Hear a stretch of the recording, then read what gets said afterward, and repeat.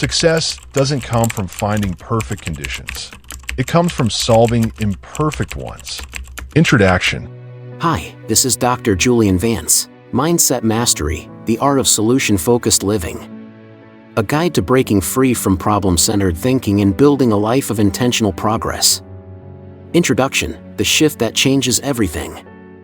There exists a moment in every person's life when they realize they've been living backwards. Not in time, but in focus. They discover they've spent years feeding their attention to everything that's broken, missing, or wrong, wondering why their energy feels depleted and their progress feels impossible. This moment of recognition is both humbling and liberating. Humbling because it reveals how much time has been spent in mental circles. Liberating because it opens the door to a completely different way of engaging with life, one that transforms challenges into catalysts and obstacles into opportunities. This book is about that transformation. It's about learning to live solution first, to think forward instead of backward, and to build a mindset that serves your growth rather than sabotaging it. The principles you'll discover here aren't theoretical concepts, they're practical tools that create measurable change when applied consistently. The journey ahead requires honesty, patience, and commitment. But for those willing to do the inner work, the rewards extend far beyond personal achievement. You'll develop the kind of mental clarity that influences every relationship, every decision, and every moment of your life. Chapter 1: The Foundation of Personal Leadership. Claiming your role as life's director. The most transformative realization you can have is this: regardless of what has happened to you, you are the author of what happens next. This isn't about blame or guilt, it's about power. The power to shape your response, your choices, and ultimately, your outcomes. Most people live as passengers in their own lives. They react to circumstances, respond to others' expectations, and make decisions based on external pressures. But personal leadership begins the moment you decide to move from the passenger seat to the driver's seat of your own experience. This shift requires a fundamental change in how you view responsibility. Instead of seeing it as a burden, you begin to see it as freedom. The freedom to choose your attitude, your effort, and your direction, regardless of what's happening around you. The accountability advantage. When you take full ownership of your life from this moment forward, something remarkable happens. You stop wasting energy on things you cannot control and begin investing it in things you can. This creates what we call the accountability advantage, a mental state where every challenge becomes a question. What can I do about this? This question shifts your brain from problem identification mode to solution creation mode. Instead of explaining why something is difficult, you begin exploring how it can be improved. Instead of defending your current position, you start building your next one. The accountability advantage doesn't make life easier, but it makes it clearer. You stop feeling like a victim of circumstances and start feeling like the architect of your response to them. This clarity is the foundation upon which all other growth is built. Building your responsibility. Your ability to respond wisely to life's challenges, your responsibility, is like a muscle. The more you exercise it, the stronger it becomes. Every time you choose action over excuses, growth over comfort, or responsibility over blame, you're strengthening this muscle. Start small. When something goes wrong today, pause before reacting. Ask yourself, what part of this situation can I influence? Then influence it. This simple practice, repeated consistently, will transform how you move through the world. Remember, you don't need permission to take charge of your life. You don't need approval to grow or applause to change. You need only the decision to begin and the discipline to continue. Chapter 2: The Architecture of Attention. Understanding your mental real estate. Your attention is your most valuable resource. Where you direct it determines not just what you see, but what you become. Most people treat their attention like a public space, open to anyone and anything that demands it. But growth requires you to treat it like private property, carefully guarded and intentionally directed. Every moment, your mind is making a choice: focus on what's possible or focus on what's problematic. This choice shapes your emotional state, influences your decisions, and ultimately creates your reality. When you learn to direct this choice consciously, you gain control over your mental environment. training your focus like an athlete. Elite athletes don't hope their focus will improve, they train it deliberately. They practice concentration drills, visualization exercises, and attention management techniques. Your mental focus deserves the same intentional development. Begin by becoming aware of where your attention goes throughout the day. Notice when it drifts toward worry, comparison, or complaint. Don't judge these moments, simply observe them. Awareness is the first step in gaining control over your mental patterns. Once you can catch your wandering attention, you can redirect it. This isn't about forced positivity or ignoring problems. It's about choosing to give your mental energy to thoughts and activities that serve your growth rather than drain it. Creating mental boundaries.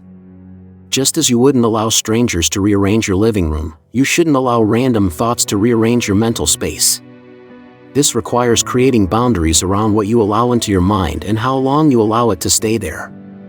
Set specific times for problem solving, rather than letting worries interrupt your entire day. Create phone-free zones to protect your ability to think deeply. Choose your information diet as carefully as you choose your food, consuming content that nourishes your mind rather than pollutes it. When negative thoughts arise, don't fight them, redirect them. Ask yourself, is this thought helping me move forward? If not, consciously shift your attention to something more productive. This isn't suppression, it's curation.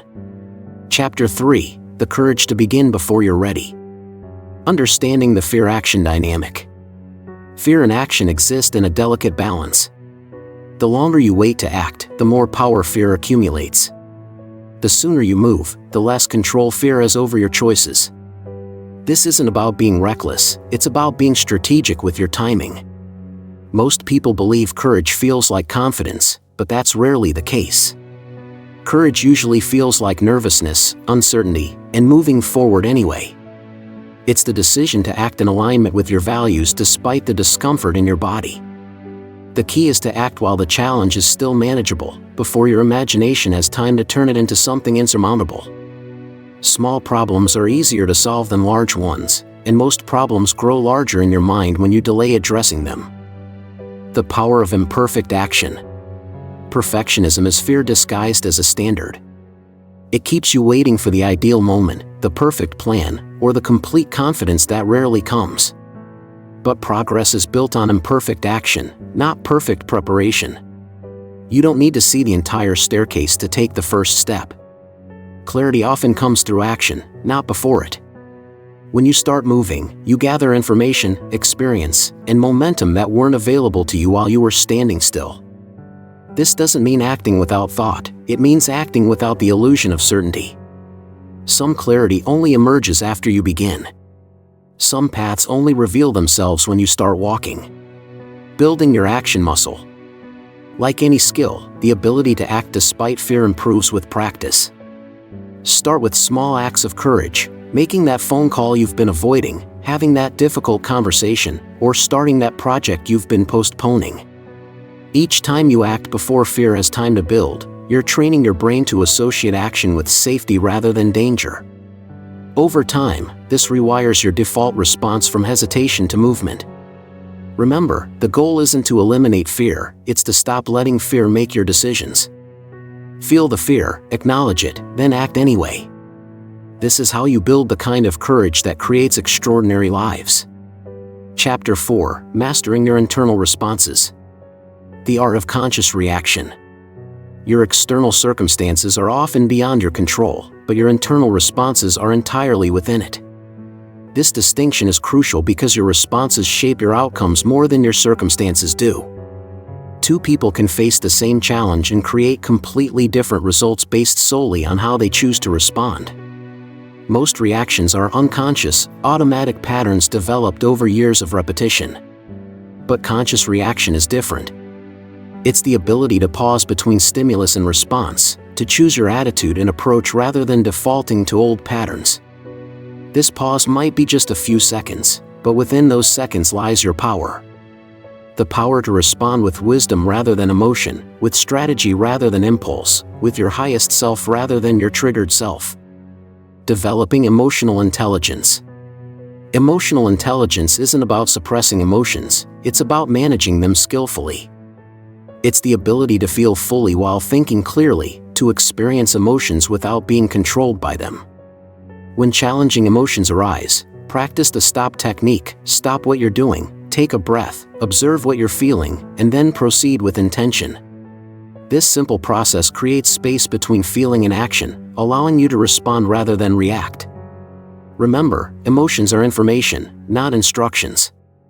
They tell you what matters to you, what needs attention, but they don't necessarily tell you what to do about it. That decision comes from your thoughtful, intentional mind. Building resilience through response training. Resilience isn't something you're born with, it's something you build through practice. Every time you choose a thoughtful response over an automatic reaction, you're building your resilience muscle. Start with small irritations, the slow internet, the traffic jam, the rude cashier. These minor challenges are perfect training grounds for developing better response patterns. When you can stay calm and thoughtful in small moments, you'll be prepared for larger challenges. The goal isn't to become unfeeling or robotic, it's to become skillful. To develop the ability to feel deeply while acting wisely, to be emotionally present while remaining mentally clear. Chapter 5. Breaking the cycle of mental loops. Recognizing when you're spinning. Mental loops are among the most exhausting and unproductive uses of mental energy. They create the illusion of thinking while actually preventing real problem solving. These loops typically involve replaying past events, rehearsing future scenarios, or cycling through the same worries without reaching any resolution. The first step in breaking these cycles is recognition. Learn to identify the signs: repetitive thoughts that don't lead to new insights, increased anxiety without increased clarity, or mental rehearsal of the same scenarios over and over. Once you can recognize when you're looping, you can interrupt the pattern. This interruption doesn't require force, it requires redirection. Instead of fighting the loop, you simply choose to direct your attention elsewhere. The power of the pattern interrupt. When you catch yourself in a mental loop, try these pattern interrupts. Physical movement: stand up, walk around, or change your environment. Your body and mind are connected. When you change your physical state, your mental state often follows. Writing it down: sometimes loops continue because your mind is trying to hold on to information. Write down your concerns, then set them aside for a specific time when you can address them properly. The question redirect: instead of asking "why does this keep happening," ask "what would help right now?" This shifts you from analysis to action, from problem focus to solution focus. Time boxing: give yourself permission to worry or analyze for a specific amount of time, 10 to 15 minutes, then consciously move on to something productive. Creating new thought patterns. Breaking old patterns is only half the work, you also need to create new ones. This means deliberately choosing where to direct your attention when you're not problem solving.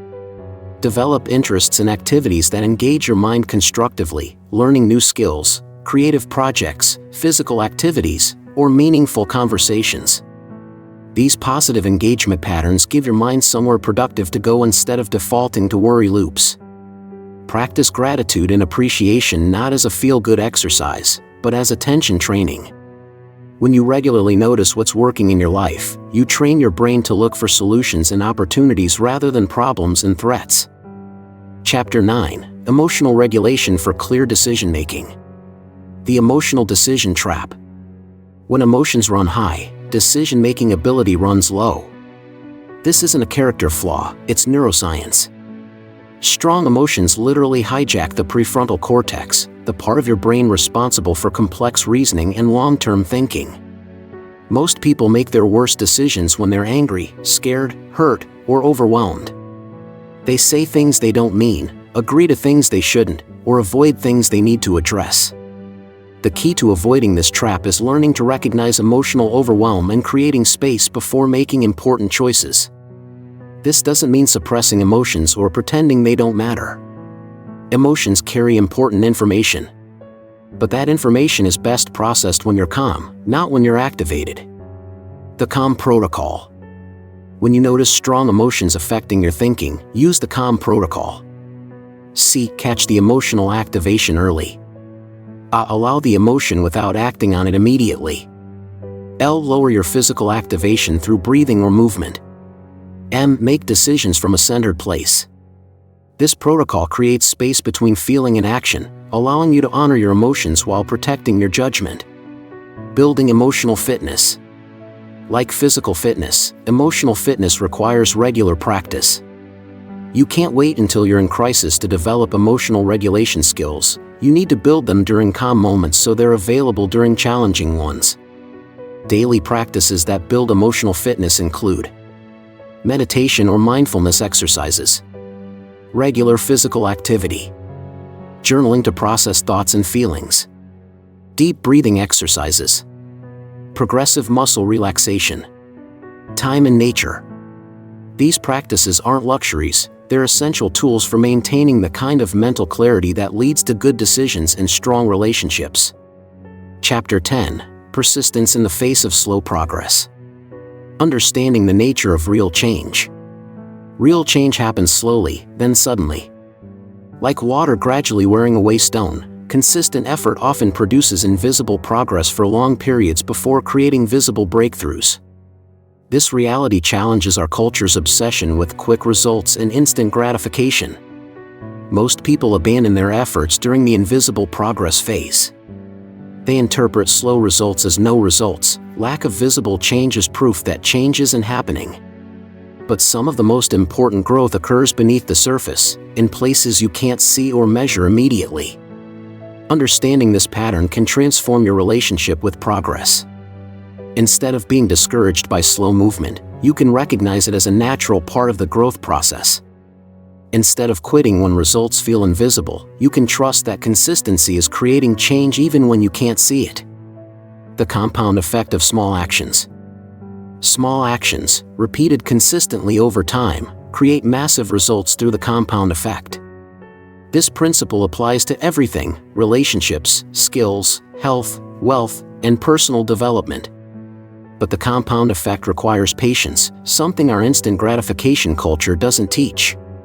Consider this: if you improve just 1% every day for a year, you'd be 37 times better by the end. If you got 1% worse every day, you'd be nearly worthless. These tiny changes seem insignificant in the moment, but they create dramatically different outcomes over time. The key is to focus on the process rather than the immediate results. Ask yourself, am I doing the right things consistently, rather than why aren't I seeing results yet? The right actions, repeated consistently, will eventually produce the right results. Developing long-term vision. Short-term thinking leads to short-term results. Long-term thinking leads to long-term success. But developing long-term vision requires you to delay gratification and maintain faith in processes that don't provide immediate feedback. Create a clear picture of where you want to be in 5 years, then work backward to identify the daily actions that will get you there. This gives meaning to today's efforts even when today's results are invisible. Remember, everyone who has achieved something meaningful has faced periods of slow progress, doubt, and apparent lack of results.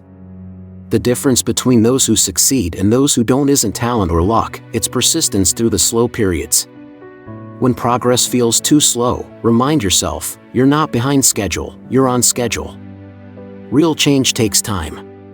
Trust the process, stay consistent, and let time work in your favor.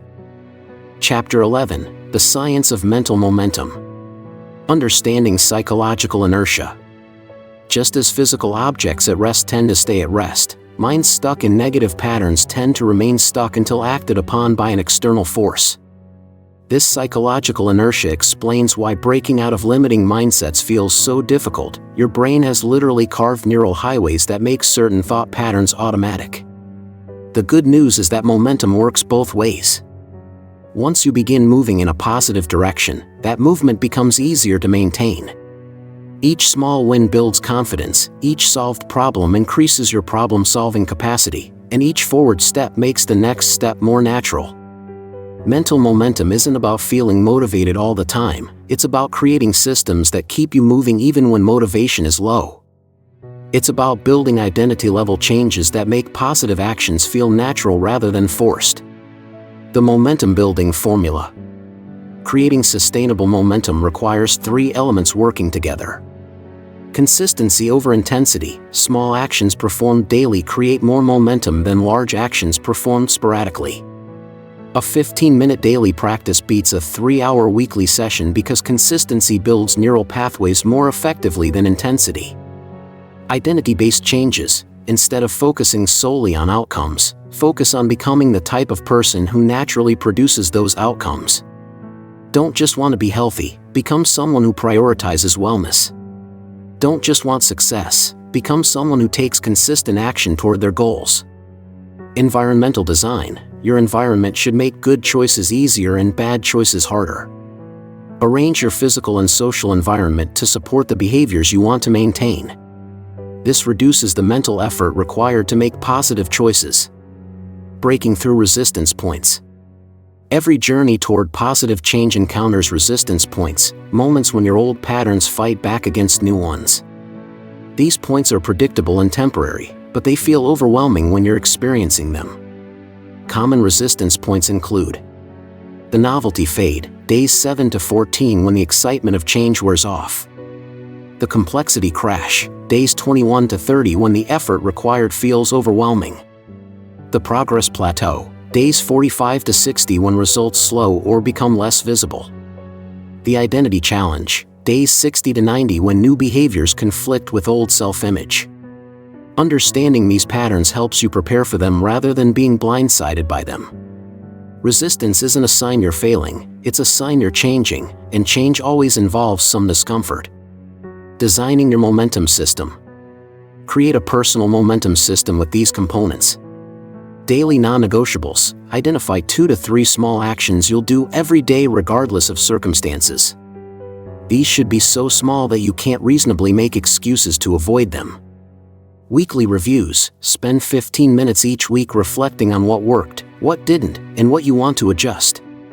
This keeps you learning and adapting rather than just repeating.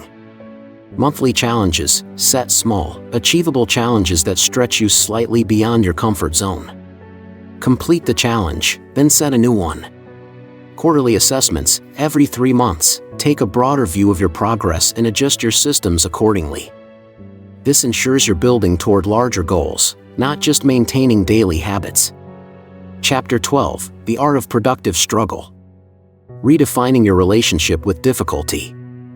Most people view struggle as evidence that something is wrong, that they're on the wrong path, lack the necessary skills, or should try something easier. But this perspective misses the fundamental truth about growth. All meaningful development occurs at the edge of your current capabilities, which means it always involves some degree of struggle. The key isn't avoiding struggle, it's learning to struggle productively. Productive struggle is the kind that builds capability, teaches valuable lessons, and moves you closer to your goals. Unproductive struggle is the kind that drains energy without creating growth, often because it's focused on things outside your control. Learning to distinguish between these two types of struggle is crucial for maintaining motivation and making progress. Productive struggle feels challenging but purposeful. Unproductive struggle feels exhausting and circular. The growth zone model. Imagine 3 concentric circles.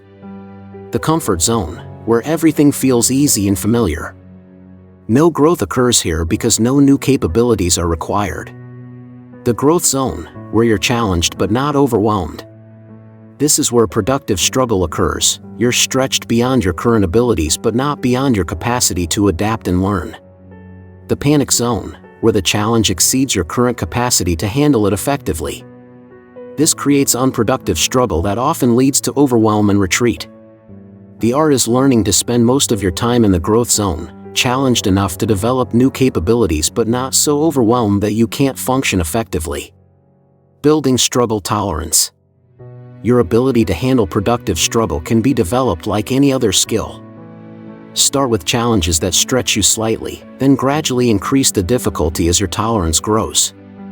Micro-challenges. Set small daily challenges that require slight effort, taking a cold shower, doing 1 extra rep, having 1 difficult conversation, or learning 1 new thing.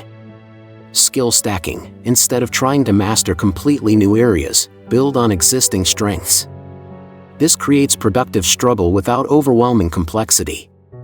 Recovery rituals. develop specific practices for recovering from intense periods of struggle. This might include rest, reflection, celebration of progress, or engaging in activities that restore your energy. The learning mindset in action. When facing difficult situations, shift from asking "Why is this happening to me?" to "What is this teaching me?" This simple reframe transforms struggle from something that happens to you into something you're actively learning from. Document your struggles and the lessons they provide. Keep a challenge journal where you record difficult situations and the insights or capabilities you gained from working through them. This creates a personal database of evidence that struggle leads to growth. Remember that struggle is temporary, but the capabilities you build while struggling are permanent. Every challenge you work through successfully increases your confidence in your ability to handle future challenges. Chapter 13: Energy Management and Mental Sustainability. The finite nature of mental energy. Your mental energy is finite. Unlike motivation, which is emotional and fluctuating, mental energy is a biological resource that gets depleted throughout the day and must be replenished through rest, nutrition, and recovery practices. Most people manage their time but ignore their energy, leading to days where they're busy but unproductive, active but ineffective. Learning to manage your energy, both how you spend it and how you restore it, is crucial for maintaining the mental clarity needed for solution-focused living. Different types of activities drain different types of energy. Creative work drains creative energy. Social interaction drains social energy. Decision-making drains decisional energy. Understanding these distinctions helps you plan your days more effectively. The energy audit process. Conduct a personal energy audit by tracking your energy levels throughout the day for a week. Note: energy drains, activities, people, or situations that consistently leave you feeling depleted. Energy sources, activities, people, or situations that consistently leave you feeling energized. Energy neutral, activities that neither drain nor restore energy significantly. Look for patterns. You might discover that certain types of meetings drain you more than others, that particular times of day are naturally more energetic for you, or that certain environments affect your energy levels significantly. Strategic energy allocation. Once you understand your energy patterns, you can allocate your energy more strategically. High energy times. Schedule your most important or challenging work during your naturally high energy periods. Low energy times. Use these periods for routine tasks, administrative work, or activities that don't require peak mental performance. Energy buffers. Build small energy restoration breaks into your day. Even 5 to 10 minutes of deep breathing, stretching, or quiet reflection can restore mental energy. Energy boundaries. Learn to say no to energy-draining activities that don't align with your priorities. Every yes to something unimportant is a no to something that matters. Sustainable practice design. Design your solution-focused practices to be sustainable over the long term. Start smaller than you think. It's better to maintain a small practice consistently than to start big and burn out quickly. Build in flexibility. Create systems that can adapt to different life circumstances rather than rigid routines that break under pressure. Regular recovery. Schedule regular periods of rest and recovery, not as rewards for productivity but as necessary maintenance for your mental and emotional systems. Seasonal adjustments. Recognize that your energy levels and capacities change throughout the year, and adjust your practices accordingly. Chapter 14: Social Dynamics and Influence Systems. The contagion effect of mindset. Your mindset doesn't exist in isolation, it's constantly influenced by and influencing the people around you. Negative thinking patterns spread through social networks like viruses, but so do positive, solution-focused approaches. Understanding this contagion effect helps you both protect your own mindset and positively influence others. When you consistently demonstrate solution-focused thinking, emotional regulation, and personal responsibility, you give others permission to do the same. You become a model of possibility rather than a participant in complaint culture. This doesn't mean being preachy or trying to fix others. It means embodying the principles you've learned so consistently that others naturally become curious about your approach. Choosing your inner circle wisely. The people you spend the most time with have the greatest influence on your thinking patterns, emotional states, and behavioral choices. This makes your social choices some of the most important decisions you make for your mental health and personal growth. Assess your current relationships honestly. Energy givers, people who leave you feeling more capable, optimistic, and energized after spending time with them. Energy takers, people who consistently drain your energy, focus on problems without seeking solutions, or discourage your growth efforts. Energy neutral, people who don't significantly impact your energy levels either way. This isn't about judging people as good or bad, it's about recognizing that different relationships serve different purposes and require different boundaries. Setting healthy social boundaries. Protecting your mindset sometimes requires setting boundaries with people who consistently pull you toward negative thinking patterns. Time boundaries, limit the amount of time you spend with people who drain your energy or discourage your growth. Topic boundaries, steer conversations away from chronic complaining, gossip, or problem rehearsal toward more constructive topics. Energy boundaries, don't feel obligated to match others' emotional states. You can be compassionate without absorbing their negativity. Response boundaries, you don't have to engage with every complaint, dramatic story, or attempt to pull you into negative thinking patterns. Becoming a positive influence. As you develop stronger solution-focused habits, you naturally become someone who influences others positively. Model rather than preach, show others how solution-focused thinking works through your actions rather than trying to convince them with words. Ask better questions. When others bring you problems, respond with questions that guide them toward solutions. What do you think would help? What's one small step you could take? Redirect conversations. When discussions become complaint sessions, gently redirect toward more constructive topics. That sounds challenging. What are you thinking of trying? Celebrate others' growth. When you notice others making positive changes or handling challenges well, acknowledge it. This reinforces their progress and encourages continued growth. Chapter 15, Advanced Problem-Solving Frameworks. The multi-perspective approach. Most problems appear more complex than they actually are because we view them from only one perspective, usually our own emotional, immediate perspective. Advanced problem-solving involves deliberately shifting perspectives to see situations more clearly and identify solutions that weren't visible from your original viewpoint. Try these perspective shifts when facing challenging situations.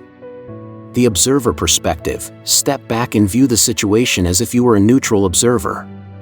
What would someone with no emotional investment in the outcome suggest? The future perspective, how will this situation matter in 5 years?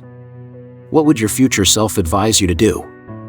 The learning perspective, what is this situation trying to teach you? How could this challenge contribute to your growth? The systems perspective, how does this problem connect to larger patterns in your life? What systemic changes might prevent similar problems in the future? The solution hierarchy model. Not all solutions are created equal. Some address symptoms while others address root causes. Some provide temporary relief while others create lasting change. Use this hierarchy to evaluate potential solutions. Level 1, immediate relief. Quick fixes that provide temporary comfort but don't address underlying issues. Level 2, symptom management, solutions that manage the effects of problems but don't eliminate their causes. Level 3, root cause resolution, solutions that address the fundamental causes of problems. Level 4, system optimization, solutions that not only solve current problems but improve your overall systems to prevent future problems. Always look for the highest level solution you can reasonably implement. While level 1 solutions sometimes provide necessary relief, lasting change comes from level 3 and 4 solutions. The resource mapping process. Before declaring any problem unsolvable, map your available resources comprehensively. Internal resources, your skills, knowledge, experience, strengths, and personal qualities. Social resources, people who might offer advice, support, connections, or collaboration. Material resources, financial resources, tools, technology, or physical assets that might help. Informational resources, books, courses, experts, or research that might provide guidance.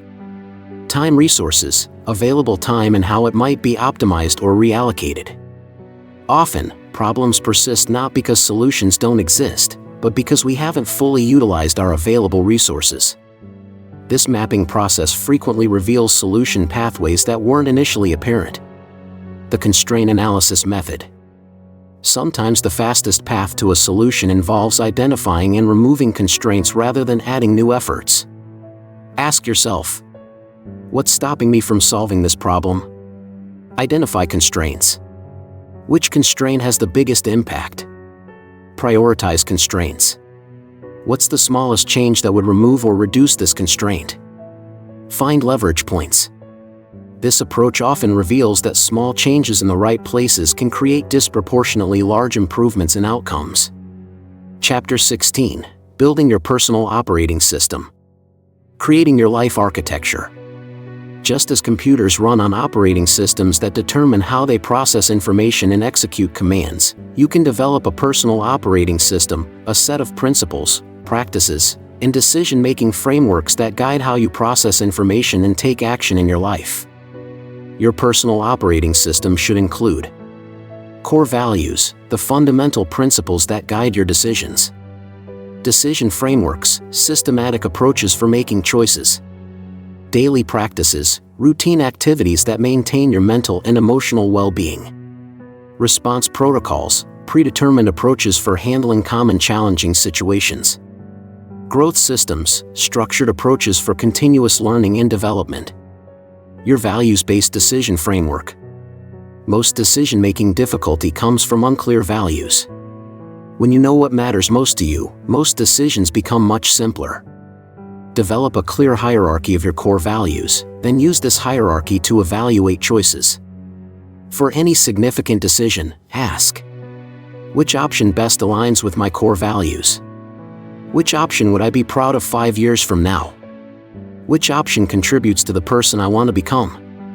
Which option serves not just my immediate desires but my long-term well-being? Creating your personal protocols. Develop specific protocols for handling common challenging situations. This removes the need to figure out how to respond in the moment when your thinking might be clouded by emotion. Conflict protocol, your predetermined approach for handling disagreements or confrontations. Stress protocol, your go-to strategies for managing overwhelming situations. Decision protocol, your systematic approach for making important choices. Recovery protocol, your methods for bouncing back from setbacks or failures. Growth protocol, your structured approach for learning from experiences and developing new capabilities. Regular system updates. Your personal operating system should evolve as you grow and as your life circumstances change. Schedule regular reviews, monthly or quarterly, to assess what's working, what isn't, and what needs to be updated. During these reviews, ask, which practices are serving me well? Which practices have I outgrown or no longer need? What new challenges am I facing that require new protocols? How have my values or priorities shifted? What would make my systems more effective or sustainable? Conclusion, your solution-focused future. The transformation you've begun. By engaging with these concepts, you've already begun a fundamental shift in how you approach life's challenges. You've moved from being someone reactions happen to someone who creates thoughtful responses. You've learned to direct your attention intentionally rather than letting it drift randomly. You've discovered that your power lies not in controlling circumstances, but in controlling your response to circumstances. This shift doesn't end with understanding, it deepens with practice. Every time you choose action over complaint, solution focus over problem focus, responsibility over blame, you're strengthening new neural pathways and weakening old ones. You're literally rewiring your brain for success. The ripple effect. Your personal transformation will extend far beyond your individual life. As you become more solution-focused, emotionally regulated, and personally responsible, you'll naturally influence others to adopt similar approaches. Your relationships will improve, your professional life will flourish, and you'll become a source of stability and wisdom for those around you. People will notice that you handle stress differently, that you approach challenges with calm confidence, that you create solutions rather than amplify problems. Without preaching or teaching, you'll model a different way of being that others will want to emulate. The daily practice. Transformation isn't a destination, it's a daily practice. Every morning, you wake up with the opportunity to choose how you'll engage with whatever the day brings. Will you approach challenges with curiosity or complaint? Will you direct your attention toward possibility or problems? Will you take responsibility for your responses or blame external circumstances? These daily choices, accumulated over time, create the trajectory of your life. The practices in this book aren't one-time lessons, they're lifelong tools that become more powerful with consistent use. Your commitment moving forward. As you close this book and return to your daily life, you carry with you more than information, you carry possibility. The possibility of a life lived with intention rather than reaction, with clarity rather than confusion, with progress rather than stagnation. This possibility becomes reality through commitment. Not perfect execution, but persistent effort. Not immediate transformation, but steady growth. Not the absence of challenges, but the presence of better responses to them. The choice is yours, and it's available to you every moment of every day. Choose wisely, act consistently, and trust the process. Your solution-focused future is not a distant dream, it's being created through every thoughtful choice you make, starting right now. Remember, your life changes the moment you decide to focus on solutions, not problems. That moment is here. That moment is now. Your transformation begins with your very next choice. The best time to plant a tree was 20 years ago. The second best time is now. Your solution-focused life starts today.